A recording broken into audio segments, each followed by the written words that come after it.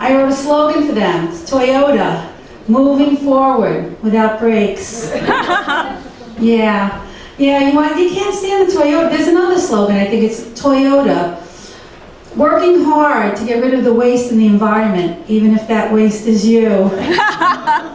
But I have some friends that drive Toyotas. I want them to get it fixed, but I have some enemies that drive Toyotas, and I'm only hoping. I'm hoping. I'm like, well, keep driving it, you know, something's got to give. So I'm from Hoboken, New Jersey, home of Frank Sinatra and baseball. Anybody here from Hoboken? Yay, for me. My grandmother changed those Blue Eyes diapers. I'm famous back in Hoboken. My nonna. He was 77 years old when she did that, but it makes me famous.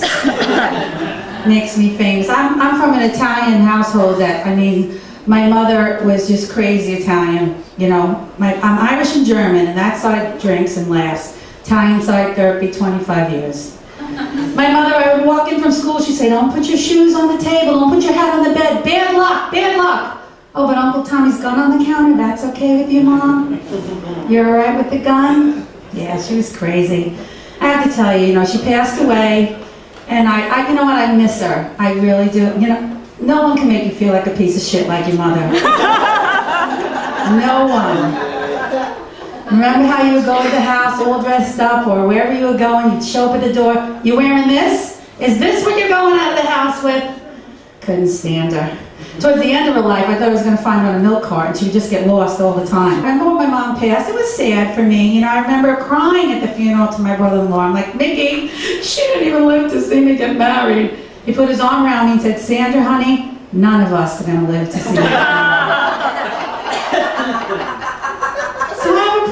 Meeting men. I do. I really do. My criteria used to be tall, dark, and handsome. Now it's breathing with teeth and hair.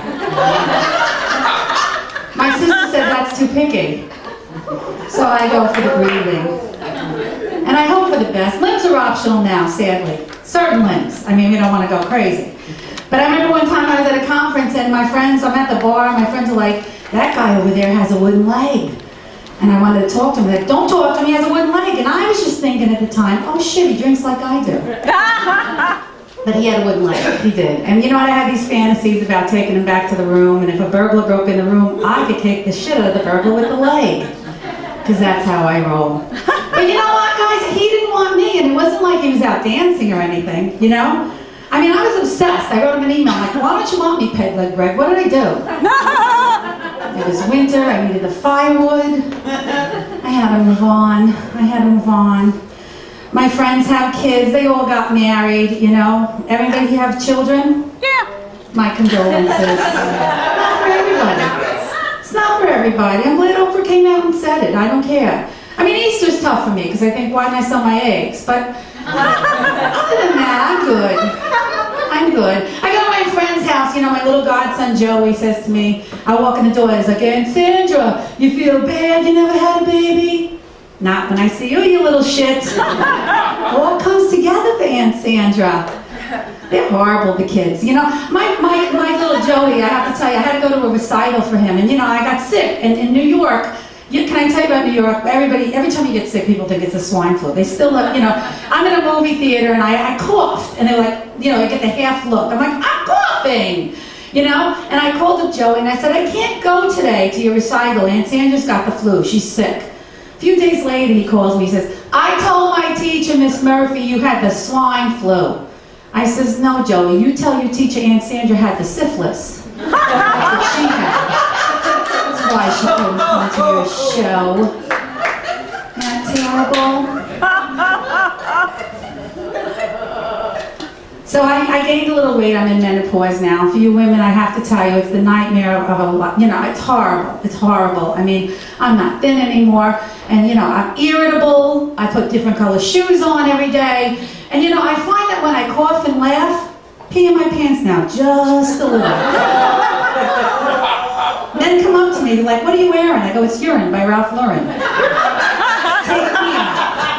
Take me out to the ball game, boys. I'm a real catch.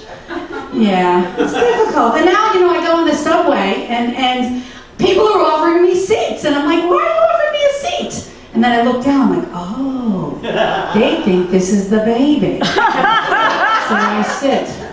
4th Street to 72nd. Yeah, you stupid shit. I got the baby. I got the baby. There are pregnant women, old people hanging like this.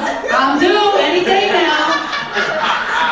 This has been going on 11 friggin' months. I gotta have this baby, or I'm banned from the 6 train.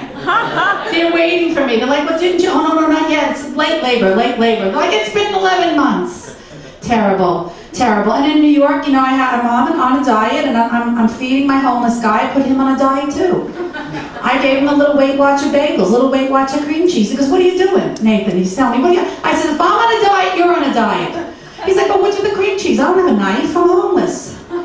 I bought him M&M's peanut the other day because it was the kids, you know, the kids that sell it for the basketball team, the 30-year-olds with the vodka breath and the cigars. I bought that, and then he's like, I'm allergic to nuts. I'm like, Nathan, you're in a box. Pick your battles. I slept with you last night. That's not enough? God, it's terrible out there. So, you know, I work as if I didn't have enough problems. I work for a little Italian gun club on McDougal Street. My boss's name is Nicky Nuts. Yeah. When I met him, he said he had a nice sense of humor. I slapped him on the back. I told him a joke. His eye fell out and just started rolling down the corridor. I'm like, I don't need this shit. I have an education. I studied accounting. I work in the finest country clubs in Jersey. I don't need this. So I'm washing out the eye in the bathroom. And I've been staying there ever since. He's obsessed with Viagra. He comes up to me, he's like, I only take half. He's 80 years old. I go, that's because you're half the size. You're half the size, Nikki. I'm trying to do the best I can. I have friends, like I said, they get married late in life. And my best friend Rosemary got married, and I remember she said to me, are you upset you're not in the wedding? I took her to my house. I showed her my closet. I'm like, look at this, 25 gowns I wore, 25 bouquets I caught, all telling me I was going to get married next. I wake up, my bedroom's like a friggin' funeral home. No, I don't need to be in your wedding. She says to me, I want something old. I says, how about yourself? She says, I want my father to walk me down the aisle, dance with me, daddy's little girl. No, no, no, he's on a gurney and you're 50. She's like, I want something borrowed. What about time? We just joined together on the junior rate. She's like, I want something blue. I'm going with the veins now in your legs. You're pissing me off.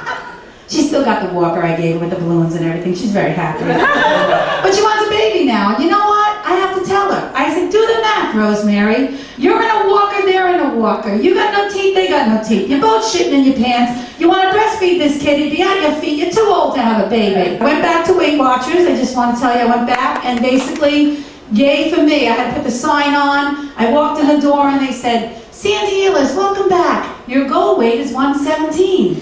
No, that's my birth weight. That's my birth weight. Over the edge, I'm standing next to a girl like this, Brittany, wants to lose 10 pounds. I go, Brittany, just get away from me. I'm in a Spanx. You know what a Spanx is? She's like, what's a Spanx? I go, if I pull this down even halfway, you're going to go through the wall like a friggin'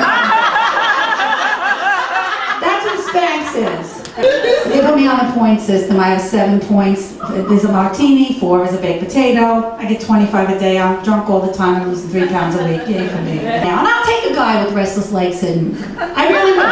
Freak the gambling. If I can get on it and it vibrates, it's mine. That's the way I see it. I see it that way. So you know what, now I just rerouted my cell phone for any of you. But anyway, my outgoing cell phone message now is as follows. It's like, hello, you've reached Sandra. If you're a mama's boy, press 1. If you fart in bed, press 2. If weight isn't an issue for you, press the pound sign and I'll be with you momentarily. If you just want to get laid, press 6 and 9 respectively. And finally, if you suffer from ADD or OCD, please stay on the line as this message will repeat itself.